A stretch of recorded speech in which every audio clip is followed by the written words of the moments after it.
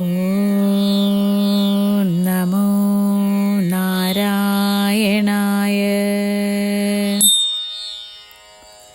നാരായണീയം ദശകം 3 ശ്ലോകം 5.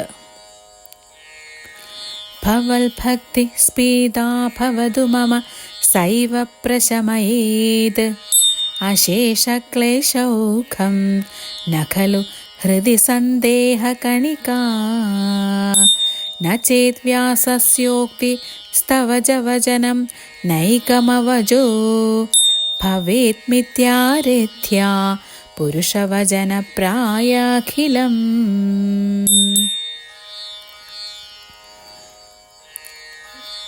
ഭഗവാനെ ഗുരുവായൂരപ്പ, എനിക്ക് നിൻ തിരുവടിയിൽ ഭക്തി വളർന്നു വരുവാൻ അനുഗ്രഹിക്കണേ. എന്തെന്നാൽ ഭക്തി വർദ്ധിച്ചാൽ പിന്നെ എല്ലാ ക്ലേശങ്ങളെയും ദുഃഖങ്ങളെയും അകറ്റും. അല്ലെങ്കിൽ വ്യാസദേവൻ്റെയും അങ്ങയുടെയും വാക്കുകളും വേദവാക്യങ്ങളുമെല്ലാം തന്നെ അജ്ഞരുടെ വാക്കുപോലെ വിലയില്ലാത്തതായി തീരുകയില്ലേ? അത് സംഭവ്യമല്ലല്ലോ. വേദവാക്യങ്ങളും ഭഗവത് വചനങ്ങളും പുരാണകർത്താവായ വ്യാസദേവൻ്റെ വാക്കുകളും എല്ലാമാണല്ലോ മനുഷ്യർ പ്രമാണമായി സ്വീകരിക്കുന്നതും അതുപടി പ്രവർത്തിക്കുന്നതും. ആ വാക്കുകൾ മിഥ്യയെന്ന് വന്നാൽ പിന്നെ ഭഗവത് വചനത്തിന് വിലയില്ലാത്തതായി വരും. അതിനാൽ ഗുരുവായൂരപ്പ, അങ്ങ് കനിഞ്ഞ എന്നിൽ ഭക്തി വർദ്ധിക്കാൻ കനിയണം. ആ ഭക്തി ലഭിച്ചു കഴിഞ്ഞാൽ അങ്ങയുടെ വചനമനുസരിച്ച് എൻ്റെ യോഗക്ഷേമം അങ്ങ് തന്നെ വഹിക്കും. പിന്നെ എൻ്റെ ക്ലേശങ്ങൾ ഇല്ലാതാകും. എനിക്ക് ഭക്തിയിൽ കൂടി ജ്ഞാനം ലഭിക്കും.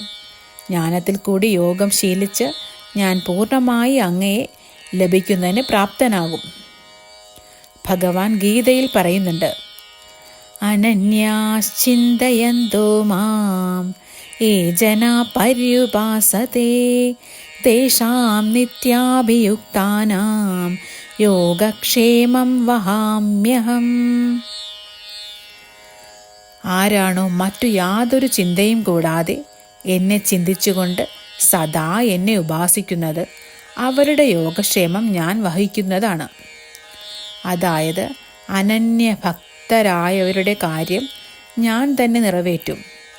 ഒരാൾ ശുദ്ധഭക്തനായി കഴിഞ്ഞാൽ ഒരു ചിന്തയ്ക്കും അവകാശമില്ല.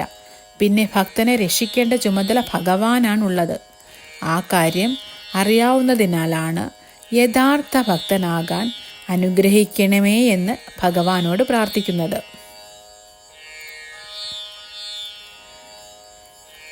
ശ്ലോകം 6. ഭവൽ ഭക്തിസ്താവത് പ്രമുഖ മധുരാത്തൊൽഗുണരസാത് കിമപ്യാരൂഢാ ചേത് അഖില പരിതാപ പ്രശമനീ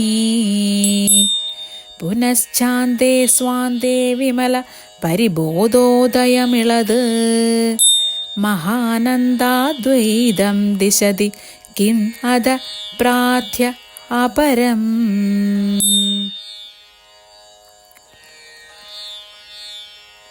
ഗുരുവായൂരപ്പ, നിൻ തിരുവടിയിലുള്ള ഭക്തി അങ്ങയുടെ ഗുണഗണങ്ങളിലുള്ള രസം കൊണ്ട് ആരംഭത്തിൽ തന്നെ മധുരവും വർദ്ധിച്ച ഭക്തി കൊണ്ട് സന്താപനാശവും സംഭവിക്കുന്നു. അവസാനം ഉള്ളിലുള്ള ശുദ്ധജ്ഞാനത്തോടു ചേർന്ന് പരമാനന്ദത്തെ പ്രദാനം ചെയ്യുന്നതുമാണ്.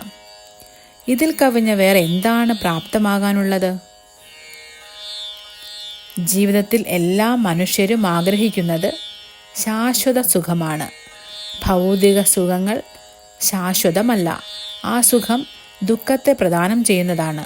അതുവഴി സുഖത്തിനും മോക്ഷത്തിനും മനുഷ്യൻ ആഗ്രഹിക്കുന്നു. അതിന് ഈശ്വരനെ ഭജിക്കുന്നു.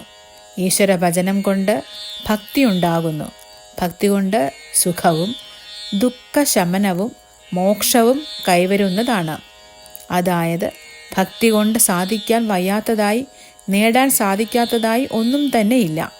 അതിനാൽ ആ ഭക്തി മാത്രമേ ഞാൻ ആഗ്രഹിക്കുന്നുള്ളൂ എന്നാണ് കവി പ്രാർത്ഥിക്കുന്നത്. ഭക്തി കൊണ്ട് രോഗശമനമുണ്ടാകുമെന്ന് ദൃഢമായി വിചാരിക്കുന്നു. എല്ലാം വെറും വിചാരമല്ല. നമ്മുടെ ആധ്യാത്മിക ഗ്രന്ഥങ്ങളിൽ പലയിടത്തും അത് തെളിയിച്ചിട്ടുള്ളതായി കാണാം. ഓം നമോ നാരായണായ.